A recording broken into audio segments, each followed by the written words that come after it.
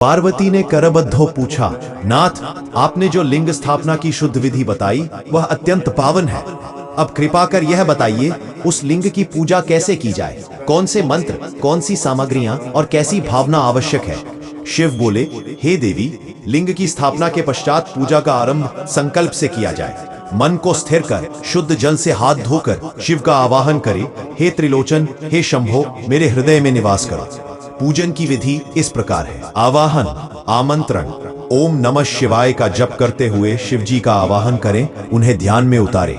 तीनों नेत्रों वाले, त्रिशूलधारी, जटा से गंगा प्रवाहित और मृग चर्म धारण किए हुए। स्नान, अभिषेक। पहले गंगा जल से अभिषेक करें, फिर पंचामृत, दूध, दही, घी, शहद और शक्कर। उसके बाद पुनः जल से स्नान कराएं। अभिषेक के साथ इन मंत्रों का उच्चारण करें। ओम नमः शिवाय, ओम त्र्यंबकाय नमः, ओम महेश्वराय नमः। वस्त्र अर्पण, शुद्ध वस्त्र चढ़ाएं। यदि संभव ना हो तो वस्त्र चढ़ाने की भावना करें।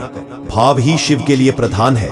गंध, पुष्प और अक्षत, चंदन, बिल्व पत्र, श्वेत पुष्प अर्पित कर। बिल्व पत्र 3 पत्रों वाले हों और उल्टा ना हो, अक्षत अर्पित करें। ये सब करते समय शिव के गुणों का स्मरण करें। धूप दीप, दीपक जलाकर शिव को अर्पित करें। धूप का सुगंधित धुआं फैलाए, इससे वातावरण पवित्र होता है और आत्मा शुद्ध है। नैवेद्य अर्पण, ऋतुफल, पंचमेवा और सादा भोजन अर्पित करें। साथ ही भावना करें, हे प्रभु, ये सब आपकी कृपा से ही संभव है। नैवेद्य चढ़ाकर कृतज्ञता प्रकट करें। आरती करते समय हाथ में घंटी ले ओम जय शिव ओंकारा जैसे भजन गाएं और दीप को लिंग के चारों ओर घुमाएं। अंत में 3 बार लिंग के ऊपर से आरती उतारें। परिक्रमा और प्रार्थना, लिंग की 3 या 5 बार परिक्रमा करें। प्रत्येक परिक्रमा में ये भावना रखें, हे शिव, मेरे जन्म जन्मांतर के दोष मिटे।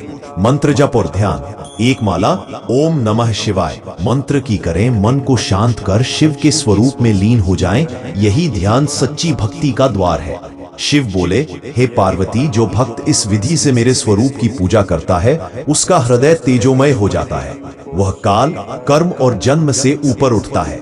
अंत में करें क्षमा प्रार्थना, हे महादेव, यदि पूजा में कोई त्रुटि हो गई हो तो मुझे क्षमा करें। आप करुणा मूर्ति हैं, आपके चरणों में मैं आत्मसमर्पण करता हूँ। पूजा कोई क्रिया मात्र नहीं, वह आत्मा की अर्पण यात्रा है। जब भाव, श्रद्धा और समर्पण इन तीनों का संगम हो तभी शिव साक्षात प्रकट होते हैं।